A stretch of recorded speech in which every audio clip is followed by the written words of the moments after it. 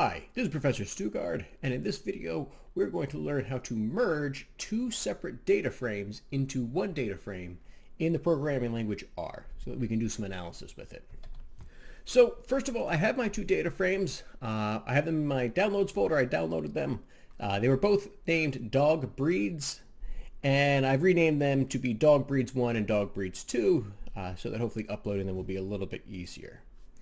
So here is my RStudio. Let's create a new project, a new RStudio project. And I'm going to name this project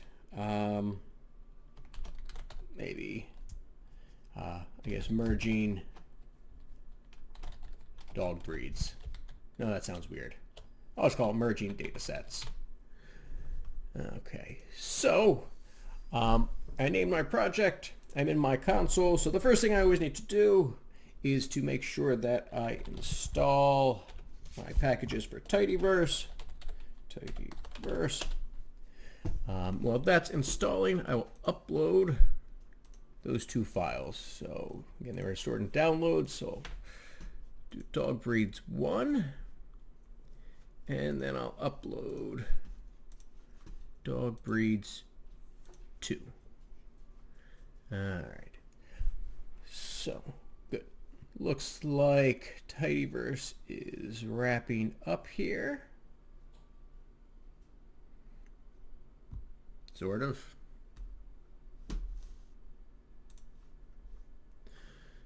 All right, give it another second or two.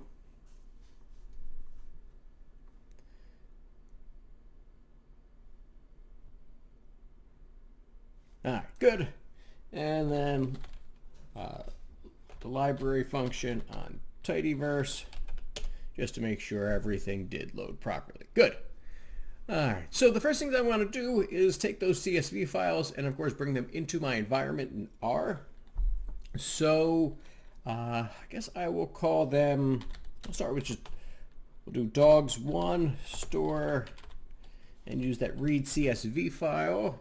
And the first one is dog_breeds1.csv. Good, and we see that populated in my environment over here, 97 observations and 23 variables. And we can see when it came in, so let's see, one of the columns is the name, and the other ones are all doubles or numericals for, looks like we have life expectancy and height, and we'll explore them both in just a second.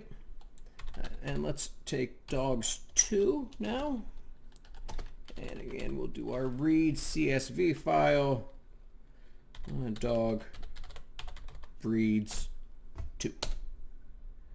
And let's see, does not exist. Oh, that was silly of me. I forgot the .csv.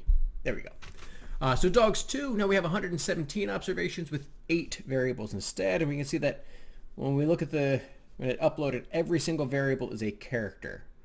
All right, so let's actually take a look at these two. So again, I like to start with the glimpse. So we'll glimpse dogs 1.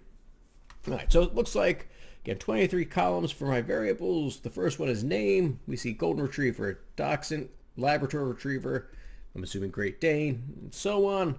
We have min life expectancy, max life expectancy, max height for males, females, weights, good with children, good with dogs. So again, it looks like we have some other variables down here rating how good those dogs are in different types of categories. So again, a 5 probably being best. So like a golden retriever would be a 5 because it's really good with children and other dogs. And then a 1 for coat length because it has a very long coat. And a 1 for barking because they bark a lot. Okay, but again, if I'm talking about dog breeds, most of what I'm going to be dealing with here is probably in the height and weight range. Okay, so that's dogs 1. And let's take a look and glimpse dogs 2. So again, notice, like I said, everything is stored as a double besides that name there. So dogs 2, there's 8 variables. So we have breed, Labrador Retriever, German Shepherd, and so on. The country of origin, fur color, the height in inches. And so this is where, again, we can see that the height is actually given as a character here, and it's given as a range, so from 21 to 24 inches. So again, that's not numerical, and even if I tried to parse that as a numerical value, I could run into some issues there. Similarly with longevity, it might be kind of tough to really get a good sense there without doing more work. All right, so I do have this this one that has, again, the color or the country of origin and fur color, eye color, and the traits and health problems, which is really nice. And again, I want those variables to also be combined with the height and weight that I would expect for that particular breed. So again, I want to try to analyze all of this data together as one data set instead of trying to do it separately. So what I'm going to have to do is try to actually merge these two data sets together. Now, there are different ways to do it, and the most common is to use the merge function. So I'm going to take a look. So I'm going to do question mark merge so I can look up some of the help features, so we can see that, again, that we can merge two data frames here. So two data frames by common columns or row names. We can merge, so X, Y means our two data frames that we're merging. And so, again, we see a few other things here that we're going to have to use for our arguments. And we see that the data frames are given by X and Y, by, and the by.X, by.Y to specify the columns that are going to be used for merging. I'll explain that in a second. All.X, so if that's true, do we include everything? And again, a few other details, and you can obviously read through that. So the merge works as what's called an inner join. So we're going to look at a particular column in each one of these data frames, and as long as they have matching entries, and then we're going to include the data for that.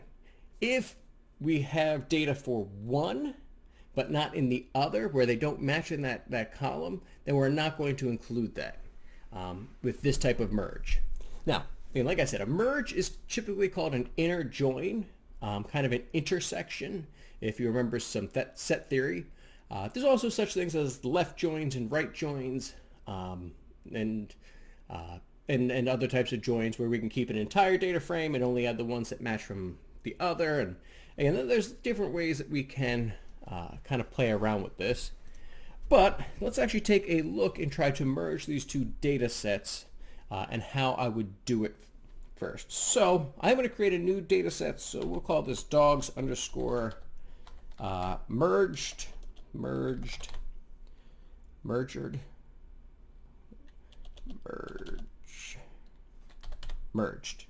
I can spell. Okay, so that'll be my new data frame. The function is called merge, although you could use the function inner join as well. And you'll see, again, inner join shows up from the Dippler package. Very, very similar. It's basically the same function. And all the joins are really in that family of the merge function. So we're going to use merge. Again, X and Y for my first data frame and my second data frame. So dogs 1 for my first data frame, dogs 2 for my second data frame. And now I need to specify what they need to match. And so we see that in the dogs 1, we want basically we want each breed of dog to have its own observation, and hopefully just one observation. And so in dogs 1, the breeds are actually called by the variable name with a capital N. And in dogs 2, the breeds are actually under the variable breed with a capital B, which means I can't just use the typical by. I need to use by.x and by.y to specify what they're called in each of my data frames. So for by.x, my first data frame, so again, that's going to be the dogs 1. Remember its name, so capital name. And then by.y equals, and that one was breed with a capital. Okay, so we'll run the code. And we'll see here that dogs merged only has 65 observations, which means out of the 97 in dogs 1 and the 117 in dogs 2, there's only 65 names of dogs that actually were shared between the two data frames. Again, is that intersection. If the dog breed or the dog name, depending on the data frame, if it doesn't exist in both of those, it's going to be excluded. So let's take a look at that dogs merged. So dogs merged. Let's see what it looks like. Okay, that's actually going to look kind of ugly. So let's actually do, we'll do glimpse on dogs merged. And again, now we can see I have those 65 rows. I have 30 columns now. Again, comparing those two variables, right? We had 23 variables from dogs 1, 8 variables from dogs 2. Of course, now we're sharing, and we see that name, right, is now the variable that we're using for the dog breed as well. So there's no column for breed, so we kind of removed that column, and everything is just called by dog name. So I'm going to actually take a look at this up here. So I take a look and I say, okay, so I have Akita, Bulldog, Eskimo, American Eskimo dog, Australian cattle dog, Australian cattle dog, Australian Shepherd, Australian Shepherd. Okay, so it looks like we have some doubles here, which is not really what we want. We only want one observation for each dog. So clearly one of these two data frames, either dogs 1 or dogs 2, the names were doubled up. And we could always check. We could do dogs 1, pipe that into the arrange function by name. And let's see what by capital name, right? I think dogs 1 was name. Yeah. Or I could click dogs 1 and I can actually arrange by name by clicking it up here. Okay. Not seeing doubles there. Dogs 2. Okay, let's sort by breed. Here's where we get in the doubles. There's 2 Australian cattle dogs.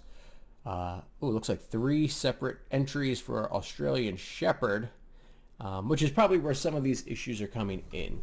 But again, when I look at my regular dogs merged, I don't want 2 separate entries for Australian cattle dog. I only want 1. Now, the way I'm going to do that is now using the function called distinct, meaning that I only want observations that are unique or have a unique name.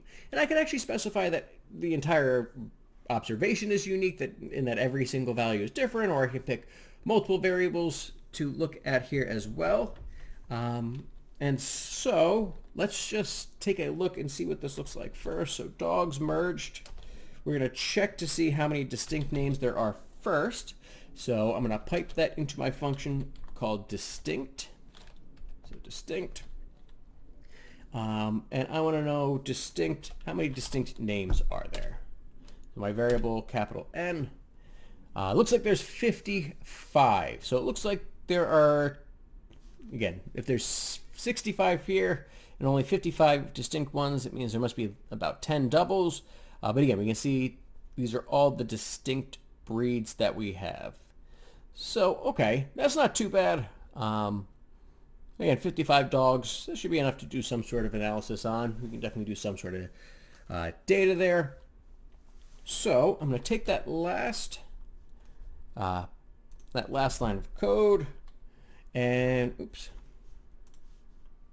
take that last line of code, and I want to overwrite my dogs merged,